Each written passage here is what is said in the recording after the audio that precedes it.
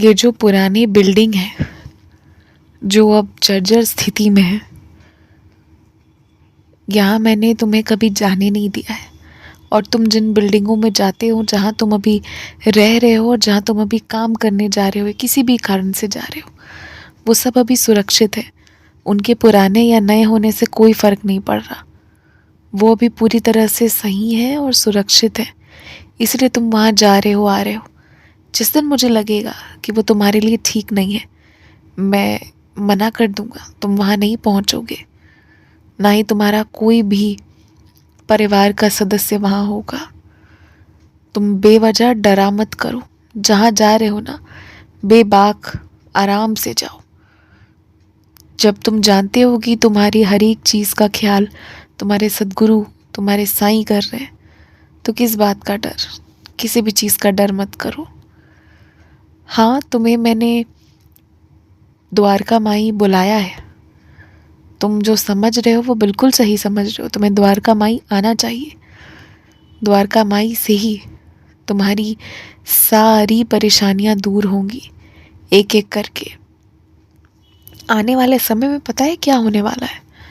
पारिवारिक जीवन में रहकर भी तुम्हारा मन मुझ में इतना लगने वाला है ना, कि धीरे धीरे बहुत चीज़ों को तुम खुद ही छोड़ते जाओगे। इससे जो चीज़ें अभी है ना, घबराओ मत। कोई भी चीज़ जो तुम्हें, जो भी है, तुम्हें उसके लिए भी कुछ नहीं सोचना चाहिए। तुम खुद कई चीज़ों को छोड़कर सिर्फ मुझ में, मेरी भक्ति, मेरे कीर्तन में लगने वाले हो।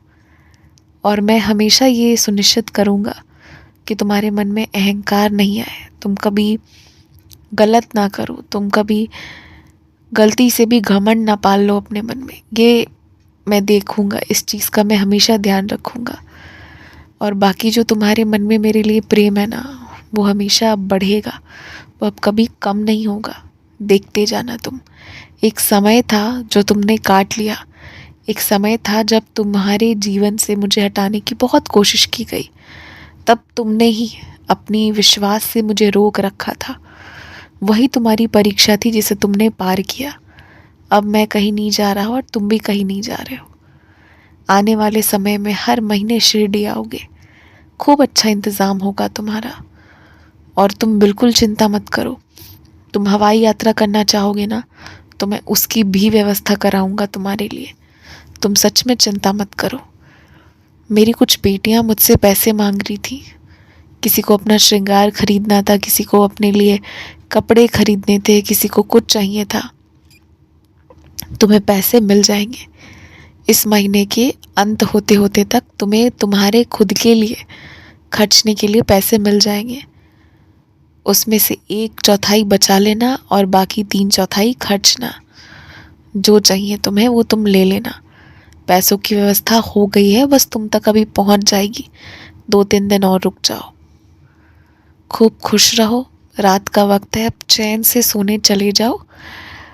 कुछ अलग अलग तरह की चीज़ें मैं तुम्हें खिला पिला रहा हूँ। इससे ना तुम्हारा पाचन तंत्र और मजबूत होगा और शरीर से रोग दूर होता जाएगा। जिसके लिए भी तुम्हें डर है कि किसी को भी कोई भी बीमारी होने की संभावना है, तो उसे अभी से उदी पिलाना शुरू कर दो। बीमारी कभी नहीं होगी, देख लेना। खूब खुश रहो, चैन से सो जाओ। आयुष्मान भव, दीर्घायु भव, यशस्वी भव। शुभ रात्रि।